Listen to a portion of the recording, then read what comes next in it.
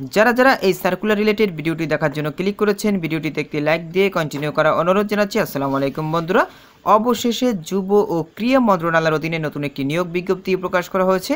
এখানে আপনারা প্রায় বাংলাদেশের সকল জেলা থেকে এসএসসি, এইচএসসি এবং স্নাতক পাশের ছেলে এবং মেয়ে উভয় প্রার্থী আবেদন করতে পারবেন। তো প্রিয় বন্ধুরা, এখানে কি পদ রয়েছে, কতগুলো পদ রয়েছে, কিভাবে আপনারা আবেদন করবেন, কত তারিখ থেকে কত তারিখ পর্যন্ত আবেদন করতে পারবেন, আজকের এই ভিডিওটির মাধ্যমে সম্পূর্ণ ধারণা দেওয়ার চেষ্টা করবো। এই জন্য ধৈর্য সহকারে পুরো ভিডিওটি দেখতে হবে।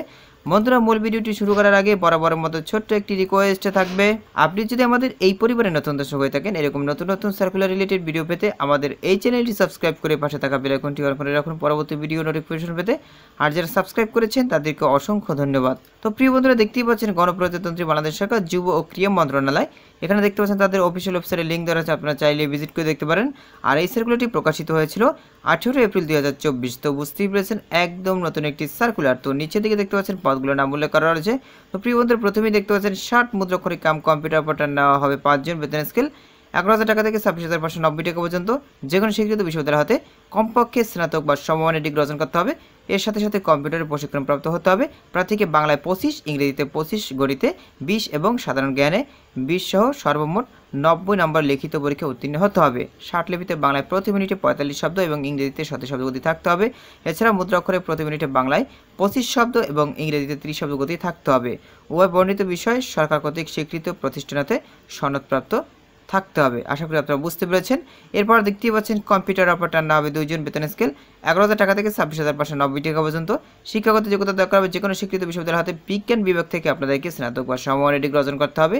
তার সাথে সাথে প্রার্থীকে বাংলা, ইংরেজিতে দেখতেই পাচ্ছেন গণিতে এবং কম্পিউটার বিষয়ে সাধারণ জ্ঞানে মোট 90 নম্বর লিখিত পরীক্ষা উত্তীর্ণ হতে হবে। এছাড়াও কম্পিউটার ভালো পারদর্শিত থাকতে হবে। তো বন্ধুরা, এরপর দেখতে পাচ্ছেন অফিস সহকারী কাম কম্পিউটার মুদ্রাক্ষরিক নেওয়া হবে 2 জন, বেতন স্কেল 9,300 টাকা থেকে 22,490 টাকা পর্যন্ত। যে কোনো শিক্ষিত বোর্ড থেকে আপনাদেরকে এইচএসসি বা সমমানের পাশ করতে হবে। তার সাথে সাথে কম্পিউটার মুদ্রাক্ষরে প্রতি মিনিটে বাংলায় 20 শব্দ এবং ইংরেজিতে 20 শব্দ গতি থাকতে হবে।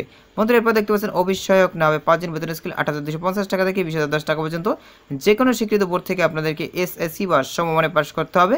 তো প্রিয় বন্ধুরা, এরপর দেখতে পাচ্ছেন অফিস সহায়ক নেওয়া হবে 5 জন, বেতন স্কেল 8,250 টাকা থেকে 20,010 টাকা পর্যন্ত।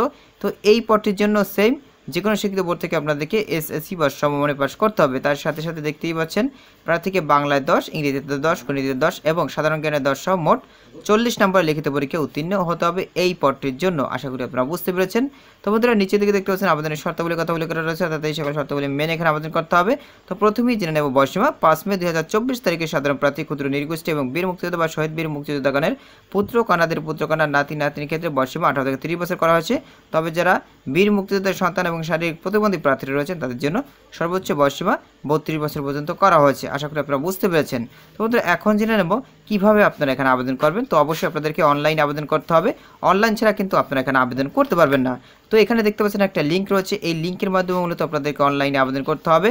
অনলাইনে আবেদনের শুরু তারিখ হচ্ছে 23/4/2024 সকাল 10টা থেকে, আবেদনের শেষ তারিখ হচ্ছে 7/5/2024 রাত 12টা পর্যন্ত আপনারা এখানে আবেদন করতে পারবেন। এরপর কিন্তু আপনারা এখানে আবেদন করতে পারবেন না। আর এখানে আবেদন করতে হলে কত টাকা পে করতে হবে সেটা কিন্তু এখানে উল্লেখ করা রয়েছে। এখানে দেখতে পাচ্ছেন টেলিটক প্রিপেড মোবাইল নাম্বারের মাধ্যমে 2টি SMS করে 1, 2, 3 ক্রমিক পদের জন্য আপনাদেরকে মোট সার্ভিস 423 টাকা পে করতে হবে। 4, 5 ক্রমিক পদের জন্য আপনাদেরকে মোট সার্ভিস 112 টাকা পে করতে হবে 72 ঘন্টার ভিতরে।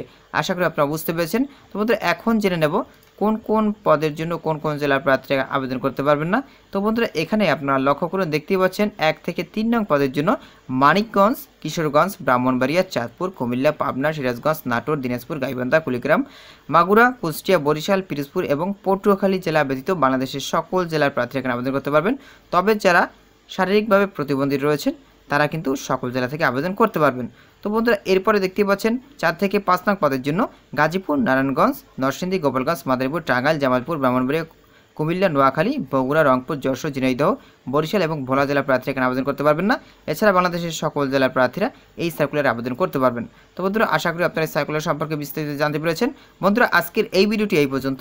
পরবর্তীতে নতুন কোনো সার্কুলার নিয়ে আপনাদের মাঝে হাজির হব। সবাই ভালো থাকবেন, সুস্থ থাকবেন। আল্লাহ হাফেজ।